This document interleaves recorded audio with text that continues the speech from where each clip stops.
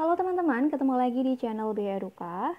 Di beberapa video sebelumnya kita sudah membahas soal-soal TIU. Nah, pada video ini kita akan membahas soal-soal tes CPNS TWK yang full penalaran. Sebelum kita lanjut membahas soalnya, jangan lupa untuk subscribe, like, and share video ini sebanyak-banyaknya. Oke, kita langsung saja ke soal nomor 1. Saat ini, bangsa Indonesia mengalami banyak ujian. Salah satunya adalah adanya provokasi kepada sebagian rakyat di wilayah Indonesia untuk memisahkan diri dari Indonesia. Oleh karena itu, dibutuhkan usaha bela negara untuk melindungi segenap bangsa Indonesia dan seluruh tumpah darah Indonesia. Usaha bela negara ini tidak memiliki banyak arti tanpa. Nah, berarti yang dibahas di sini adalah mengenai usaha bela negara yang harus dilakukan supaya Indonesia ini tidak terpecah belah. Namun, seluruh usaha bela negara tersebut tidak akan berarti apabila tanpa adanya apa? Yang pertama, penghormatan dari negara lain atas batas-batas wilayah Indonesia, karena hal ini merupakan harga diri sebagai bangsa yang merdeka. Nah, apakah benar bahwa usaha bela negara ini tidak berarti apabila tidak dapat pengakuan dari negara lain? Tentu hal ini tidak ya. Ini tidak sesuai. Berarti kita langsung eliminasi. Nah, untuk mengerjakan soal-soal CPNS TWK, teman-teman bisa mengeliminasi jawaban yang kemungkinan besarnya itu hanya kecil. Ya, itu semuanya tujuannya untuk mempermudah kita supaya pola pikir kita atau proses berpikir kita itu runtut atau tidak acak ya. Jadi jawaban yang sekiranya tidak sesuai langsung saja kita eliminasi dan kita berfokus pada jawaban yang berpotensi benar. Oke, opsi jawaban yang A salah, lalu kita ke opsi jawaban yang B. Dukungan dari aparatur negara yang menjunjung tinggi nilai integritas dan moderasi beragama. Apakah cukup apabila hanya dari aparatur negara saja? Tentu tidak. Karena Indonesia itu kan terdiri dari banyak elemen ya. Rakyatnya juga sangat banyak. Jadi apabila usaha bela tersebut itu hanya mendapatkan dukungan dari aparatur negara, tentu hal tersebut tidak cukup karena itu tidak mewakili belum mewakili dari seluruh bangsa Indonesia. Berarti yang B ini juga belum tepat. Lalu yang C, dukungan dari warga negara dengan adanya partisipasi aktif. Nah, yang ini. Jadi, usaha bela negara itu diharapkan mendapat dukungannya itu dari seluruh warga negara, tidak hanya dari aparatur negara, tidak hanya dari sebagian warga negara saja, tetapi dari seluruh warga negara dengan mereka itu berpartisipasi aktif. Jadi dukungan yang mereka berikan itu tentunya dengan adanya partisipasi aktif, tidak hanya diam saja ya. Tapi usaha bela negara ini membutuhkan dukungan dari seluruh warga negaranya dengan berpartisipasi secara aktif. Oke, kita keep dulu opsi jawaban yang C, tapi kita cek opsi jawaban yang D sama E. Yang D, dukungan dana yang cukup dari APBD negara, ini juga tidak termasuk. Ya mungkin memang butuh dana ya, tapi kan kalau hanya dukungan dana saja tentu tidak akan cukup. Lalu yang E, adanya kerjasama dengan negara tetangga. Nah ini kan urusannya adalah urusan internal negara ya. Jadi kita tidak bisa kalau hanya mengandalkan kerjasama dengan negara lain. Tapi itu merupakan peran yang dibutuhkan itu merupakan peran yang diberikan oleh seluruh warga negaranya, bukan hubungan dengan negara lain. Jadi jelas ya bahwa jawaban untuk soal ini adalah opsi yang C. Oke, kita lanjut ke soal nomor 2. Ideologi Pancasila kita menempatkan ketuhanan yang Maha Esa sebagai sila ke-1 berguna untuk memperingati generasi milenial bahwa ada Tuhan sebagai pusat dari kehidupan segala sesuatu dalam bentangan dunia ini. Jadi letaknya pertama itu ya artinya harus didahulukan ya. Jadi Tuhan itu merupakan pusat dari segala kehidupan. Kecanggihan teknologi tidak akan pernah menggantikan kehebatan Tuhan dan memiliki iman yang kuat kepada Tuhan menjadi sebuah keharusan. Bentuk keimanan dan ketakwaan terhadap Tuhan Yang Maha Esa dapat ditunjukkan dengan, nah kita langsung berfokus pada pertanyaannya ya. Yang ditanyakan dalam soal nomor 2 ini adalah bentuk keimanan dan ketakwaan kepada Tuhan Yang Maha Esa. Berarti perilaku mana yang menunjukkan bentuk keimanan dan ketakwaan? Kita cek mulai dari opsi yang A. Memahami segala perbuatan yang dilarang agama. Nah, kita hanya memahami saja, oh ini dilarang, ini diperbolehkan. Tapi kita tetap saja melanggar. Yang dilarang tetap kita lakukan, yang diperintahkan malah nggak dilakukan. Nah, itu tentunya tidak cukup ya, itu tidak menjadi bentuk keimanan dan ketakwaan. Yang A ini langsung kita eliminasi. Lalu yang B, mengagumi kebaikan dari setiap agama. Nah, apa cukup hanya dikagumi saja? Tentu ini tidak sesuai dengan apa yang ditanyakan ya. Kita eliminasi. Lalu yang C, menghormati pemeluk agama yang berbeda. Nah, apakah cukup hanya menghormati pemeluk agama yang berbeda? Padahal yang ditanyakan itu adalah bentuk keimanan dan ketakwaan kita terhadap Tuhan. Jadi apa yang harus kita perbuat sebagai bentuk kalau kita tuh iman dan bertakwa kepada Tuhan itu seperti apa? Kalau menghormati pemeluk agama yang berbeda, itu hanya hubungan kita dengan sesama manusia, bukan hubungan kita terhadap Tuhan, ya. Berarti yang C ini juga kita eliminasi. Lalu kita cek yang D, taat terhadap ajaran agama yang dianutnya. Iya, kayak misalkan nih, si A ini menganut agama Islam ya, berarti dia harus taat terhadap ajaran agama Islam. Mana yang dilarang ya dia tidak akan melakukan. Kemudian apa yang diperintahkan harusnya dia laksanakan. Demikian juga misalkan dengan si B ini menganut agama Hindu. Nah, berarti dia harus patuh terhadap ajaran agamanya dan meninggalkan apa yang dilarang oleh agamanya. Yang D ini cocok, lalu kita cek dulu yang E.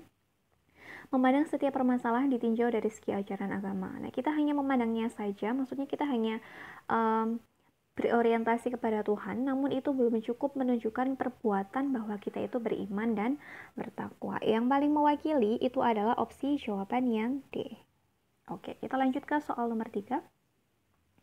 Pada tahun 1997, Sandiaga Uno bersama teman SMA-nya, Rosan Perkasa Ruslani, mendirikan perusahaan penasihat keuangan bernama PT Capital Advisors.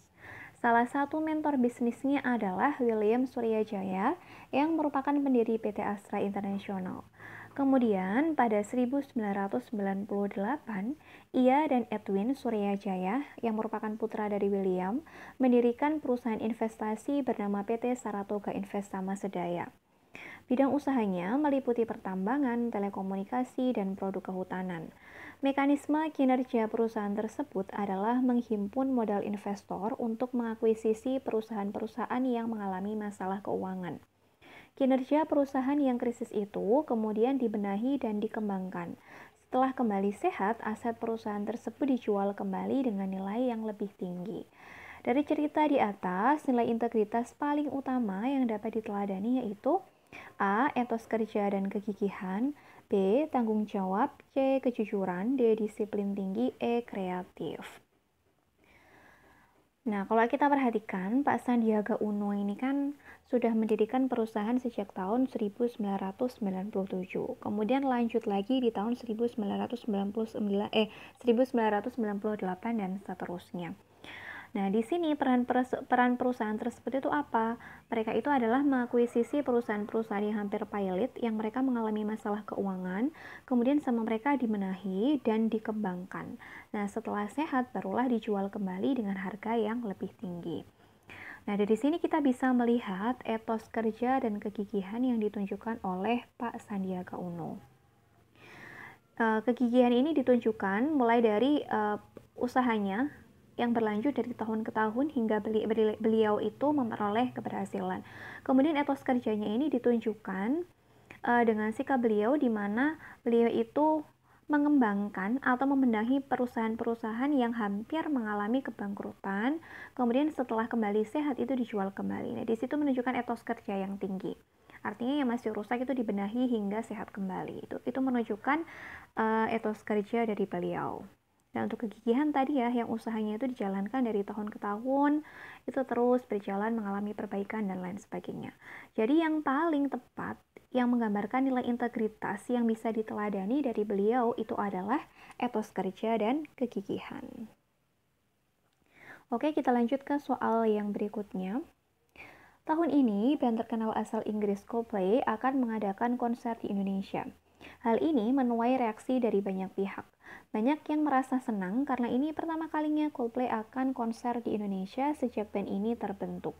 Tidak sedikit orang yang rela mengeluarkan banyak uang untuk membeli tiket konsernya. Bahkan banyak yang mengaku meminjam uang secara online untuk membeli tiket band tersebut. Di sisi lain, banyak pula kalangan masyarakat yang menolak diadakannya konser ini karena Coldplay dianggap sebagai salah satu pendukung gerakan LGBT yang tidak sesuai dengan nilai-nilai luhur Pancasila. Pemerintah dalam hal ini sebagai penentu kebijakan sebaiknya, kita cek deh mulai dari yang A, Membiarkan konser ini terlaksana dengan aman karena konser musik merupakan hal yang tidak dilarang untuk meniadakan di Indonesia. Nah, kalau pemerintah itu membiarkan, kesannya pemerintah itu kan tidak peduli ya, acuh tak acuh. Maka kita bisa langsung mengeliminasi opsi yang A. Lalu yang B, mengawasi konser ini terlaksana dengan aman dan kondusif agar tidak terjadi kericuhan karena konser musik merupakan hal yang tidak dilarang untuk diadakan di Indonesia.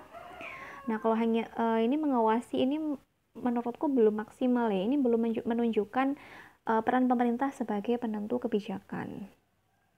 Kita juga eliminasi yang B. Lalu yang C, mengawasi pelaksanaan konser agar pada konser tersebut tidak ada kampanye LGBT sehingga konser bisa dilaksanakan dengan baik. Nah, ini mengawasi pelaksanaan ya. Padahal yang dibicarakan di dalam soal ini apa?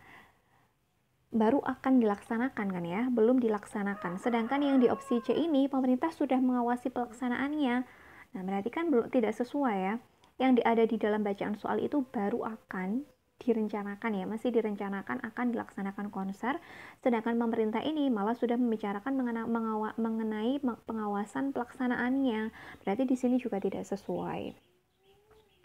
Lalu yang D, berkoordinasi dengan pihak penyelenggara agar pada konser tersebut tidak terdapat kampanye LGBT. Oke, ini bisa diterima. Lalu yang E, melarang konser tersebut diadakan di Indonesia karena tidak sesuai dengan nilai-nilai luhur Pancasila.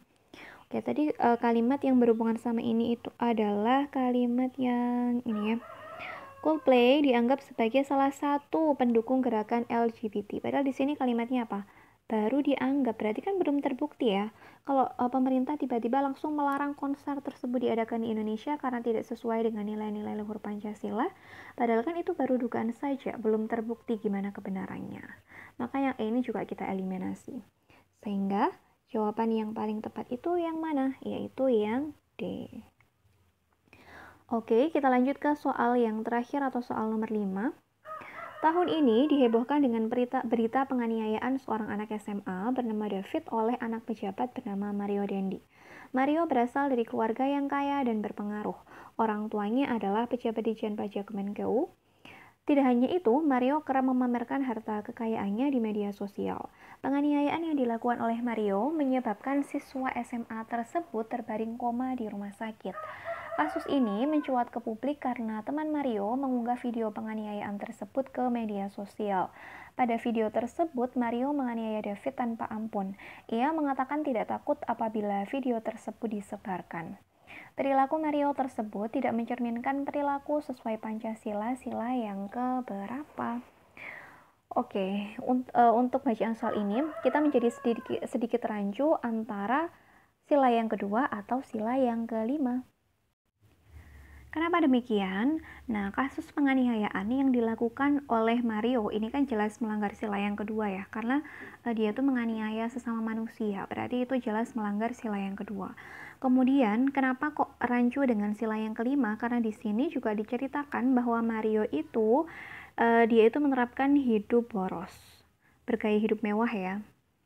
Bentar, tadi itu ini ya, kerap memamerkan harta kekayaannya di media sosial. Tentu ini bertentangan dengan sila kelima.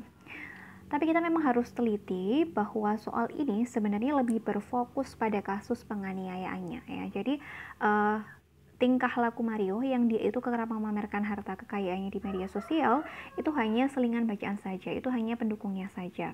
Tapi sebenarnya dalam soal ini hanya berfokus pada berita penganiayaan yang dilakukan oleh Mario terhadap David.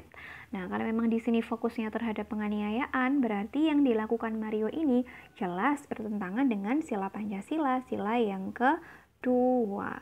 Gitu ya.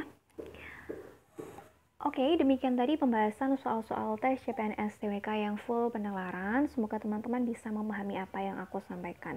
Apabila teman-teman masih ada yang dibingungkan atau mungkin jawaban aku ada yang tidak sesuai dengan yang dipikirkan dengan teman-teman, teman-teman bisa menuliskan problemnya itu di kolom komentar. Sukses buat kalian semua, sampai ketemu di video yang selanjutnya.